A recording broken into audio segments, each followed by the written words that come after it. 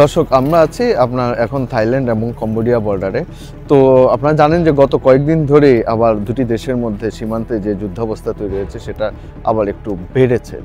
তো আমরা আছি এবার ট্রাট বর্ডারে, এটা আপনার দক্ষিণ পূর্ব থাইল্যান্ডে। এই সীমান্ত আপনার সবসময় বলা হতো যে এটা আপনার মানে শান্ত একটি সীমান্ত, কিন্তু এবার দেখা গেল যে এই সীমান্তেও আপনার কিন্তু যুদ্ধাবস্থা তৈরি হয়েছে এবং আজকে ভোর রাত থেকে এখানে সীমান্তে আপনার দুই পক্ষের মধ্যে, দুই দেশের মধ্যে আপনার যুদ্ধ এবং সংঘাতের মানে আওয়াজ পাওয়া গিয়েছে। গোলাগুলির শব্দ যেটাকে বলে সেটা আমরা শুনতে পেয়েছি এখানে শহর থেকে, সেটা শুনতে পেয়েছি এখানকার সাধারণ মানুষ। তো আমরা জানি যে আপনার এইখান থেকে মানে আমরা এখন যেখানে আছি এখান থেকে আপনার সীমান্ত খুবই কাছে, কিন্তু আপনার নিরাপদ স্থানে যারা আপনার শহর ট্রাটের মোট 3টি জেলা থেকে মানুষকে নিরাপদ আশ্রয়ে নিয়ে যাওয়া হয়েছে। এর মধ্যে হচ্ছে বড়াই, তারপর আপনার মুয়াং ট্রাট এবং ক্লং ইয়াট, এই 3টি আপনার যে বর্ডার শহর, এখান থেকে আপনার সকল মানুষকে নিরাপদ স্থানে নেওয়া হয়েছে। তবে ইভাকুয়েট করে মানুষকে কোথায় নেওয়া হয়েছে সেটা নিরাপত্তার স্বার্থে মানে থাই রয়্যাল আর্মি যারা তারা জানায়নি। এবং সকাল থেকে এখানে যে যুদ্ধাবস্থা তৈরি হয়েছে সেখানে স্থানীয় ট্রাট টেলিভিশনের সাংবাদিক তিনি আমাদেরকে জানিয়েছেন যে তারা এখানকার মানে থাই মিলিটারি তারা এবং এয়ারফোর্স তারা এর মধ্যে কম্বোডিয়ার ভিতরে যে আক্রমণ করেছে এবং সেখানে একটি ক্যাসিনো ক্লাব সেখানে ধ্বংস করা হয়েছে। তো বর্তমানে দুই দেশের মধ্যে যে যুদ্ধ অবস্থা সেখানে আসলে বেশ কয়েকটি ফ্যাক্টর নিয়ে বর্তমানে কথা বলা হচ্ছে। একটি হচ্ছে যে আপনারা জানেন যে একটি মন্দির নিয়ে দুটি দেশের মধ্যে অনেক দিন ধরে পাওভিয়ান যে মন্দির, সেটি নিয়ে দুই দেশের মধ্যে কারা এর মালিক সেটা নিয়ে দ্বন্দ্ব রয়েছে। এর সঙ্গে এবার যুক্ত হয়েছে ক্যাসিনোর যে বিষয়টি, যে থাইল্যান্ড দাবি করছে যে সীমান্তে প্রচুর ক্যাসিনো রয়েছে, যেখানে স্ক্যাম সেন্টার রয়েছে, সেগুলো তারা ধ্বংস করে দিতে চায়।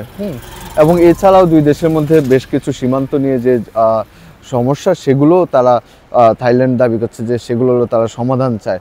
একইভাবে কম্বোডিয়া থেকেও দাবি করা হয়েছে, কম্বোডিয়ার শহরগুলোতে কম্বোডিয়ার যে গণমাধ্যম সেখানেও কিন্তু দাবি করা হয়েছে যে থাইল্যান্ড প্রথমে হামলা চালিয়েছে। একইভাবে থাইল্যান্ড বলেছে যে আপনার কম্বোডিয়া প্রথমে হামলা চালিয়েছে এবং একে অপরকে মানে যুদ্ধের যে দোষারোপের যে বিষয়টি সেটি দুই দেশকে দোষারোপ করছে এবং তারা যুদ্ধের মাধ্যমে এখন একমাত্র সমাধান দেখছে।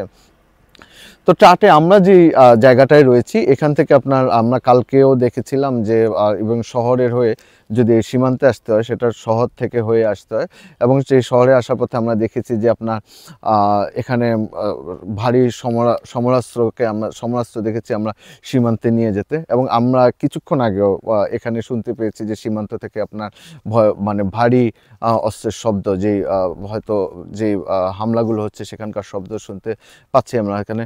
তবে স্থানীয়দের মধ্যে এই প্রথম ট্রাটের স্থানীয়দের মধ্যে কিছুটা আপনার ভয়ভীতি কাজ করছে। যারা সীমান্ত শহরে রয়েছে তারা চেষ্টা করছে শহরের দিকে বা সীমান্ত থেকে যতটা দূরে যাওয়া যায় সেই চেষ্টাটা তারা করছেন।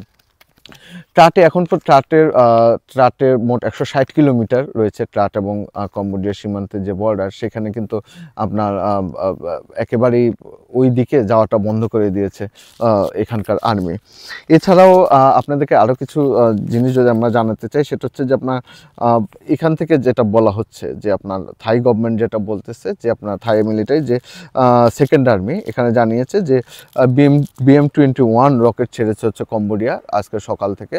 আর এছাড়া কম্বোডিয়া জানিয়েছে যে বা থাই আর্মিও জানিয়েছে যে F-16 যে যুদ্ধবিমান সেটা দিয়ে তারা কম্বোডিয়ার একটি ক্যাসিনো এবং স্ক্যাম সেন্টার তারা ধ্বংস করেছে। এবং দুই দেশের মধ্যে এটা নিয়ে এখন আরও বেশি উত্তেজনা তৈরি হয়েছে সীমান্তে।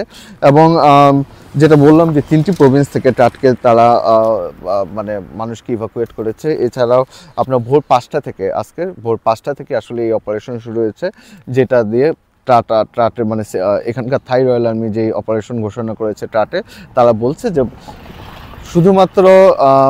শুধুমাত্র স্ক্যাম সেন্টার বা সেই প্রভার মন্দির নয়, এছাড়াও আরও যেসব বিষয় রয়েছে, যেসব জায়গা দখল করে রেখেছে কম্বোডিয়া, তারা এই যুদ্ধের মাধ্যমে সেটার সমাধান করতে চাচ্ছে। এছাড়াও আমরা উবন রাচাথানি ট্রাটের কিছু এলাকা, এছাড়া আপনার ডং মাউন সহ বেশ কিছু এলাকার মধ্যে আসলে এই যুদ্ধ অবস্থা চলছে এবং বেশ কিছু জায়গায় কম্বোডিয়া থাইল্যান্ড দাবি করেছে যে বেশ কিছু জায়গায় কম্বোডিয়া কিন্তু তাদের সুইসাইড যেই ড্রোন রয়েছে সেগুলো ব্যবহার করেছে। যেমন তারা বলছে যে সুরিন, উবন রাচাথানি, ফাংডং রাক এইসব এলাকার মধ্যে সুইসাইড ড্রোন ব্যবহার করেছে এবং সেখানে তারা থাই আর্মি দাবি করেছে যে তারা সেগুলো সফলভাবে নিষ্ক্রিয় করেছে। তো দুই দেশের মধ্যে এখন যে অবস্থা চলছে, এখানকার মানুষ এবং স্থানীয় আশা করছে যে খুব দ্রুত এটা সমাধান হবে এবং আবারও স্থিতিশীল অবস্থা এখানে ফিরে আসবে।